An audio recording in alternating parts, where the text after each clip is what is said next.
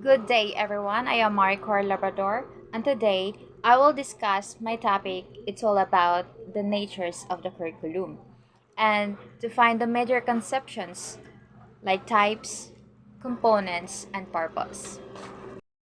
But before that, let's have first the objective. At the end of the lesson, students should be able to identify the types of curriculum, understand the key components of curriculum, define the concept of curriculum. Lesson proper. Curriculum, concepts, nature, and purpose. What is curriculum? What are major concepts, types, components, and introduction? The idea of a curriculum is a fluid as a societal transformations. Curriculum is a sense in its narrowest sense as only a list of subjects that need to be taught in schools. Broadly speaking, it encompasses people's entire educational journeys, both within and outside in the institutions. What is curriculum? The Latin word curri, which meaning race course or run away, or to proceed, on which one runs to accomplish, and subjective is where the word curriculum originates. In formal education, a curriculum is the set of course and their content offered at a school or university. Curriculum from different points of view.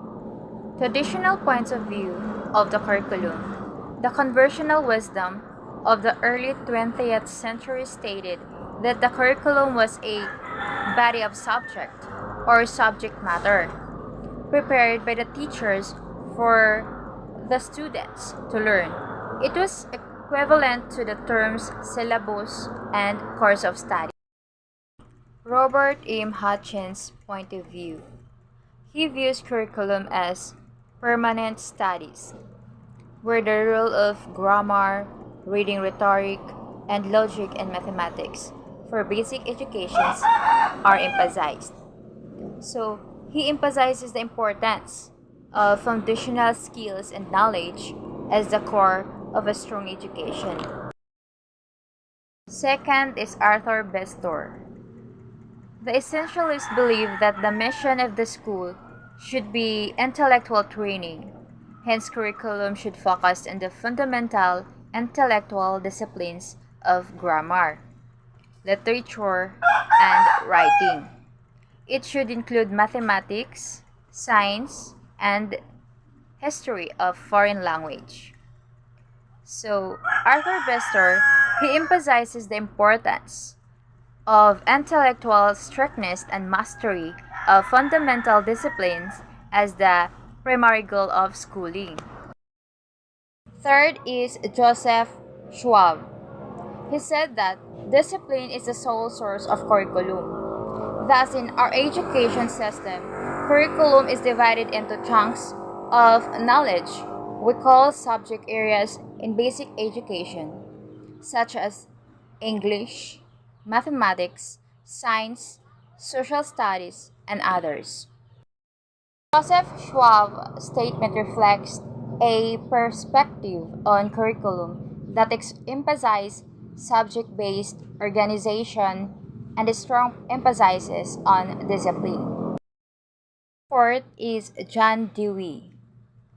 He believed that the reflective thinking is a means curricular that unifies elements, though it's not derived from action but tested by application.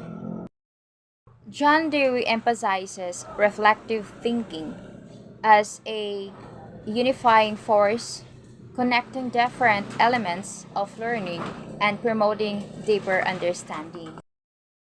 Casserole and Cuff-Bill viewed curriculum as all experiences children have under the guidance of teachers. This view of curriculum embraces a broad and holistic perspectives encompassing all learning experiences that children encounter under the guidance of a teacher. Smith, Stanley, and Schwartz. Curriculum is a sequence of potential experiences set up in the schools for the purpose of disciplining children and youth in group ways of thinking and acting. So it emphasizes the role of curriculum in shaping not just what students learn, but also how they think and behave. Marsh and Wells. They viewed curriculum as all the experiences in the classroom, which are planned and enacted by the teacher and also learned by the students. So, this perspective recognizes the active role of students in shaping their own learning. Students bring their unique experiences, backgrounds, and perspectives to the classroom, and their engagement with the material influences the directions and depth of learning. Points of view on curriculum development. It is evident from the different definitions and ideas that are put out that curriculum development is a dynamic process. Systematic changes are implied by the term development. Any improvement, alteration, or modification of the current state is considered a change for the better. So now let's proceed to types of curriculum operating in schools. Alan Glathorn, 2000, describes seven types of curriculum operating in schools, which is recommended curriculum, written curriculum, taught curriculum, supported curriculum, assessed curriculum, learned curriculum, and the last is hidden curriculum. Recommended curriculum. National agency may recommended a curriculum to be implemented in the elementary or secondary education, and it proposed by scholar and professional organization. Comes from a national agency like DepEd, CHED, DOST, or any professional organization that has a stake in education. Second is written curriculum. If we say that this is written, those are curricula that are written or being written, like documents, course of study, or syllabi handed down to the school, district, division, departments, or colleges for implementation. And the last is lesson plan. All those are examples of written curriculum. Third is taught curriculum. These are varied activities that are implemented in order to arrive at objectives or purposes of the written curriculum. Taught curriculum varies according to the learning styles of students and the teaching styles of teachers. Example, activities implemented by the teacher in the classroom to attain the instructional objectives. Teaching pedagogies employed by the teachers. Fourth is supported curriculum. When we say supported, this is the materials that support curriculum. Examples, textbook, computers, all those are the support.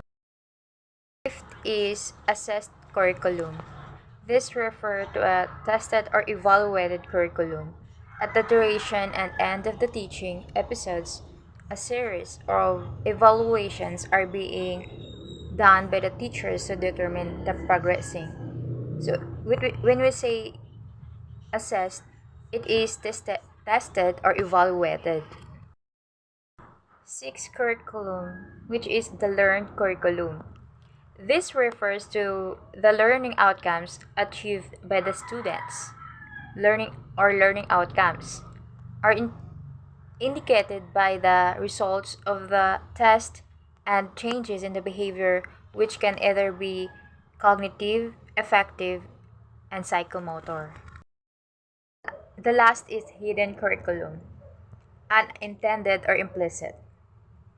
So, the underlying ideas, beliefs, attitudes, and behaviors that are frequently unwillingly passed down through classroom encounters are referred to as the hidden curriculum.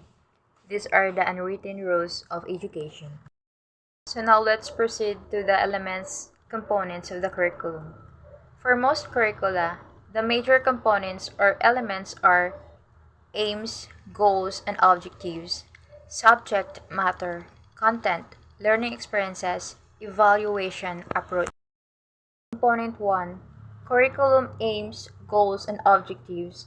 All schools shall aims to. There are 9. Number 1. Inculcate patriotism and nationalism. Number 2.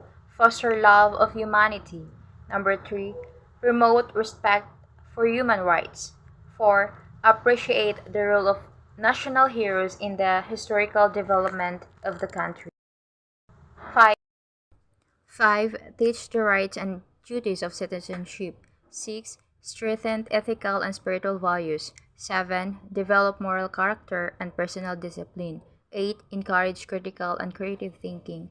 9. Broaden scientific and technological knowledge and promote vocational efficiency. In components curriculum, they have the school vision and the school mission. School vision as a clear concept of what institution would like to become in the future, guiding posts around which all educational efforts, including curricula, should be directed. The school mission. The mission targets to precede the kind of persons the students will become after having been educated over a certain period of time. The objectives in curriculum are made clear and targeted for each learner's achievement. We refer to this as educational objectives. Robert Mager and Benjamin Bloom provided two definitions of educational objectives.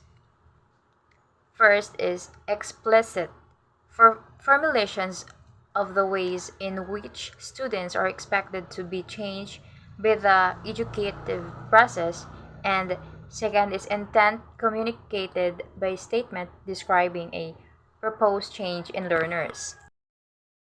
Bloom and his associates classified three big domains of objectives. There are cognitive, affective, psychomotor. Cognitive domain. According to Bloom, 1956, domain of the through process. There are 6: knowledge, comprehension, application, analysis, synthesis, evaluation. Affective domain. According to Cratwell, 1964, domain of valuing, attitude, and appreciation.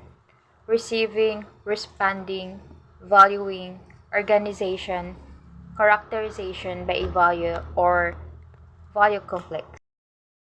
Psychomotor domain.